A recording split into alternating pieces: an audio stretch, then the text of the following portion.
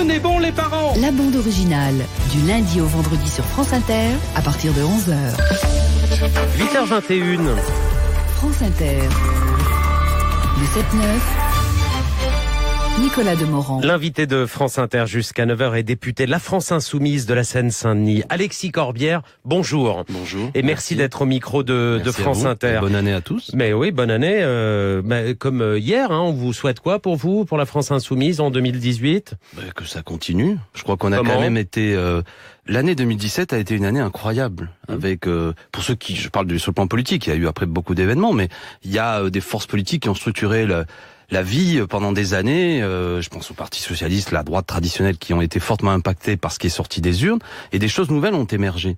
En Marche notamment, le mouvement de M. Macron, mais aussi la France Insoumise. 7 millions de voix, 19,5%, un groupe parlementaire. Qui aurait cru que nous en soyons capables? Même nous, je veux dire qu'on se battait, on avait beau...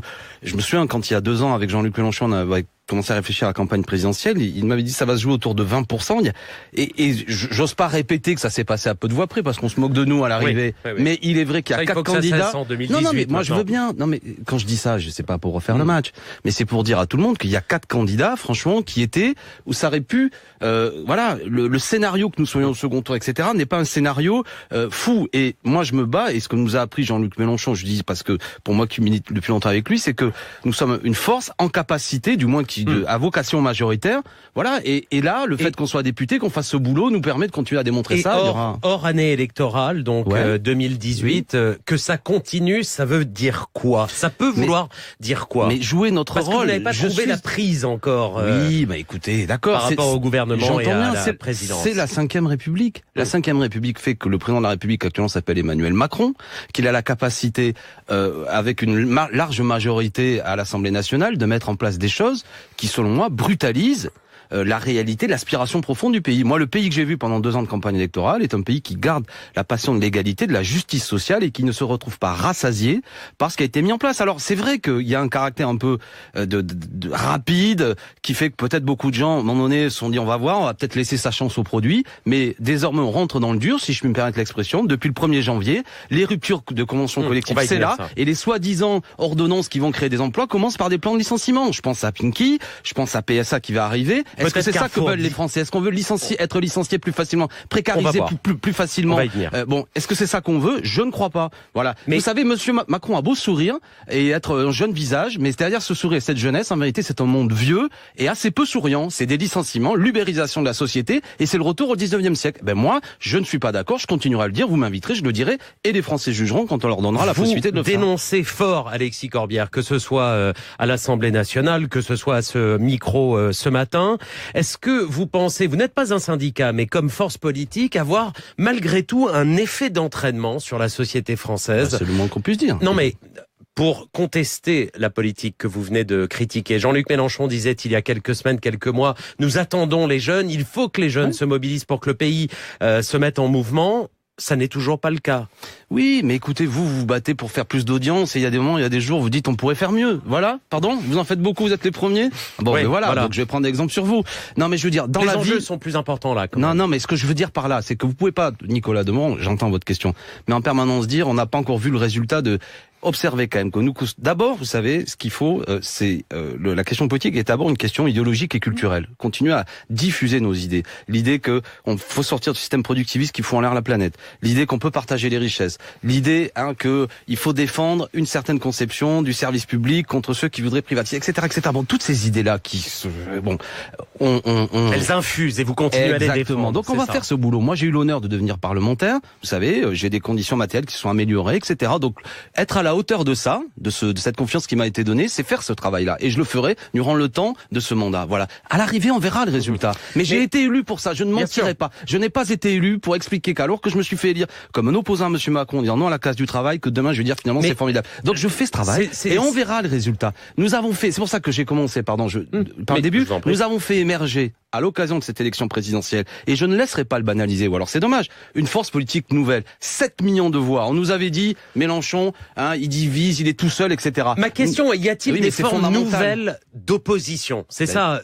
ma question. Je le souhaite. Parce que là, elle est parlementaire. Mais évidemment qu'il y a des forces nouvelles d'opposition. La France, et même des formes. La France insoumise est une forme nouvelle d'opposition. Quelque chose que vous, même comme moi, on n'a pas vraiment l'habitude. Un mouvement comme ça, Jean-Luc avait dit un peu gazeux, c'est-à-dire qui utilise beaucoup des réseaux sociaux, dans lequel il y a une grande liberté d'initiative pour des groupes d'appui, qui fait d'abord et avant tout un travail à vocation idéologique, etc., et qui se veut être quelque chose de rassemblement.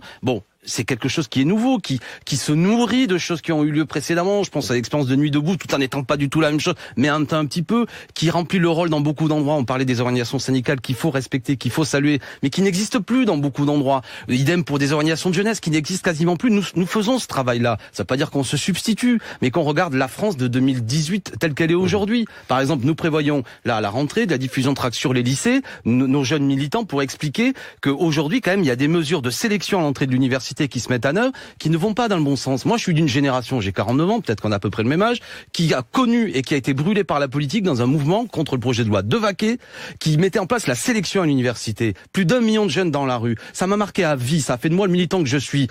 Je crois que les mêmes raisons, la jeunesse de 86, de novembre et décembre 1986, qui ne voulait pas de la sélection à l'université, elle résonne avec cette jeunesse d'aujourd'hui. Mais il faut aider à ce que... parce qu'il y a eu sans doute moins d'organisations syndicales, politiques, etc., à ce que ce travail-là, d'abord de pédagogie, soit fait. Nous le ferons et puis on analysera ensemble. Vous savez, il faut garder toujours, faut être positif. Moi, je suis positif. La vie est belle, hein. Voilà pour on peut 2018. faire mieux, et je dis à tout le monde, écoutez, faites-vous une opinion et puis vous verrez, vous jugerez. Alors parlons-en donc de ces ruptures conventionnelles collectives. Pimki hier, PSA, Peugeot, Citroën aujourd'hui, peut-être Carrefour, disait Marc Fauvel dans le journal de 8 heures. Est-ce que cette nouvelle modalité de rupture est pour vous du licenciement rebaptisé et qui ne dit pas son nom? Oui, même ça dit son nom. Voilà, faut pas s'étonner quand vous vendez des armes, faut pas s'étonner qu'un jour les gens les utilisent. Quand vous mettez en place un dispositif qui facilite les licenciements, les licenciements sont plus faciles. Point final. C'est volontaire. Oui, mais attendez, c'est volontaire, on va voir. Mais ça permet, jusque-là, attendez, premièrement, vous le savez ici, on pouvait licencier, hein. Avant, c'était pas interdit. Oui, mais il y avait quand même un minimum, fallait que l'inspection du travail soit d'accord, vous aviez obligation dans des groupes qui font des profits, hein. Parce que là, on parle de groupes qui font des profits. D'accord? Que vous avez comme obligation de reclasser, de faire sur la formation, y compris l'inspection du travail pouvait dire, attendez, vous êtes bénéficiaire en tel et tel secteur, vous pouvez pas. Là, on facilite encore plus. Vous avez moins de comptes à rendre. D'accord? Alors, c'est vrai, on en parle peut-être en lien avec ce qu'on vient de dire. Il y a sans doute aussi des boîtes où, parfois, la faiblesse, où les rapports de force entre salariés et patronat étant un peu difficiles. Moi, j'invite d'ailleurs les représentants des salariés de ces boîtes à refuser ça. Mais on va voir, peut-être qu'il peut y avoir une menace, un chantage au chômage dans un pays où il y a 6 millions en vérité de chômeurs, hein, même si les chiffres officiels sont un peu moins, mais enfin de gens qui sont en difficulté, ça peut foutre la trouille. Si on vous dit soit, je prends l'exemple de Pimki, on va voir ce qui va se passer dans la discussion, mais soit c'est 200 emplois qui s'en vont et je sais plus combien de magasins qui ferment. Si vous n'êtes pas content, ça va être plus, on va délocaliser, etc. On verra le résultat. Donc le caractère volontaire, puisque c'est la collectivisation d'une procédure qui était individuelle avant. La rupture oui, mais conventionnelle. Jusque-là, quand vous faisiez un licenciement collectif, un PSE, vous aviez obligation... C'est pas le même dispositif. Oui, mais j'entends bien, c'est plus facile. C'est-à-dire que vous avez la possibilité, je vais licencier 200 personnes qui jusque-là étaient en contrat à durée indéterminée, et je peux demain en réembaucher 50 que je vais choisir là-dedans et les embaucher sous des statuts différents. Enfin, qu'est-ce que l'intérêt général, la collectivité y gagne au fait qu'on licencie plus facilement, que ça va coûter moins cher, qu'il y a moins d'obligations de reclassement, que vous avez la possibilité de transformer, de réembaucher des gens qui avaient un certain type d'ancienneté et qui avaient obtenu un certain statut, de les réembaucher éventuellement sur des statuts plus précaires. Je dis à tous, à quoi ça sert que de plus en plus de gens soient en situation de précarité? Ça coûte cher, ça fait mal, ça c'est pas bien pour la société, c'est pas ça que moi je veux. Vous me disiez, qu'est-ce que je souhaite pour 2018? Je souhaite un monde moins brutal. Je n'accepte pas cette injustice. Ça ne fait pas du bien, ça amène à ce que vous avez une société de plus en plus en tension, et avec tous les effets que ça peut produire. Dans un pays, par ailleurs, dans lequel les dividendes reversés aux actionnaires n'ont jamais été aussi importants. Parce qu'on ne parle pas de TPE, PME, que des petits patrons et des problèmes, c'est une chose. Mais là, on parle de Pinky, on parle de grandes boîtes qui reversent des parts importantes de dividendes à leurs actionnaires. Donc, vous voyez, cette logique du tout profit, moi, m'insupporte, surtout quand elle coûte cher socialement. Je vous repose la question parce que vous l'avez dit à deux reprises. Il y a eu 2017, une année très importante qui a vu un certain nombre de partis historiques disparaître, de formes classiques de la démocratie être affaiblies et mutées. C'est ce qui attend les syndicats aujourd'hui. Vous avez dit à deux reprises qu'ils étaient très faibles et qu'il fallait... Non, j'ai pas dit qu'ils étaient... Non, là, me faites pas dire. Non, moi, premièrement... vous alliez peut-être mobiliser vous-même... Non, mais Nicolas, là aussi, c'est un point...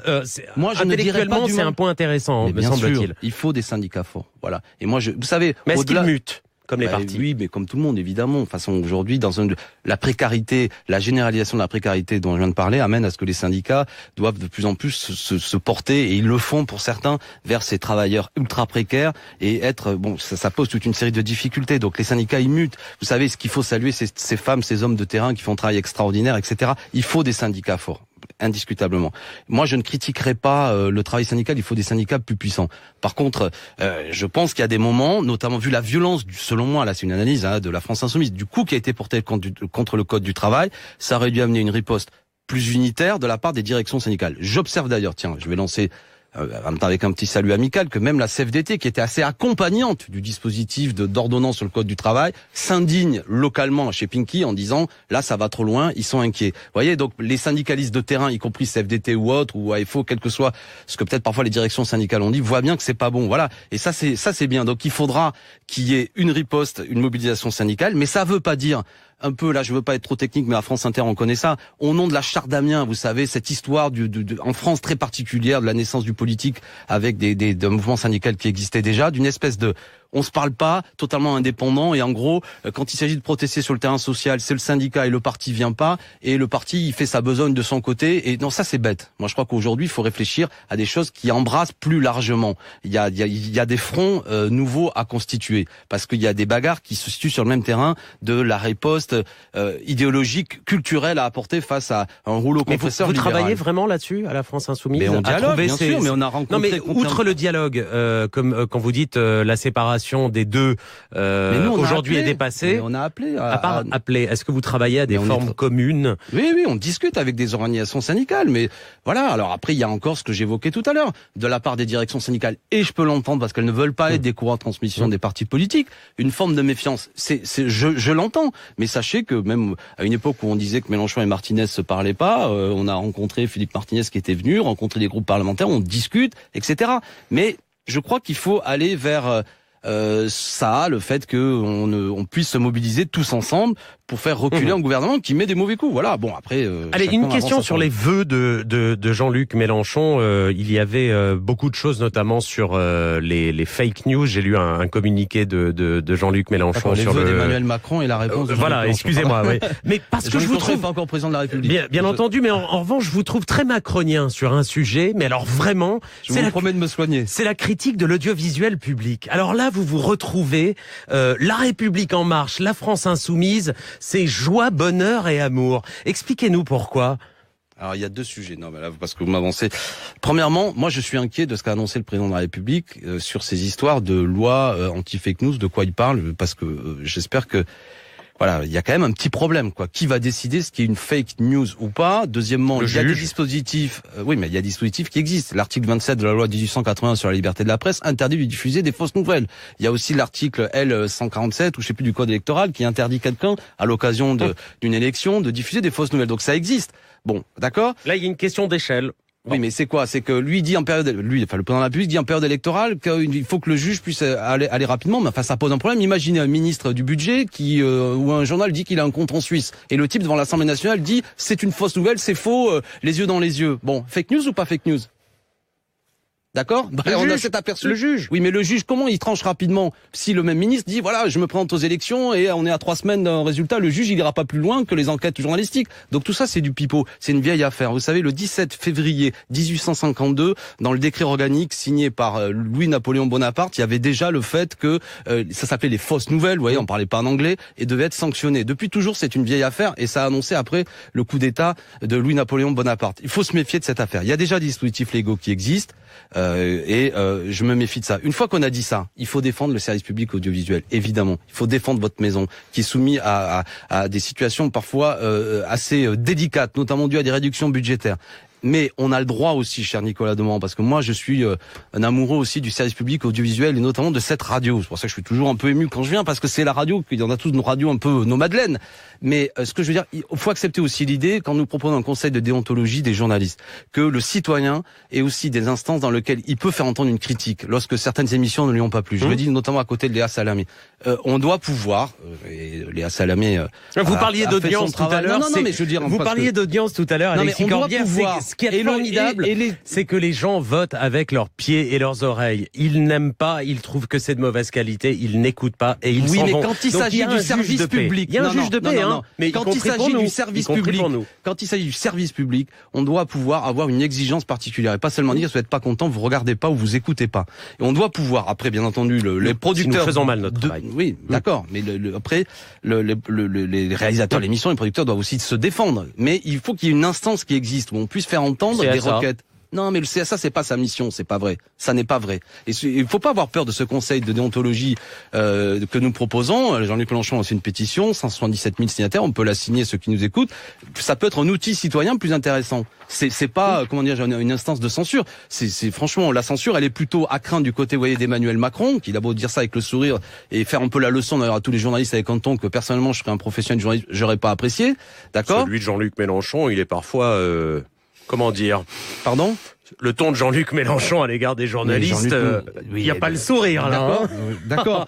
Mais ce que je veux dire, premièrement, s'il était président de la République, peut-être qu'il utiliserait un ton différent. Mais Jean-Luc Mélenchon aussi, il subit nombre d'attaques et il y a parfois un ton un petit peu plus coulant vis-à-vis de notre actuel président de la République. Allez, il est 8h37 et on est très très en retard, mais la conversation est très intéressante.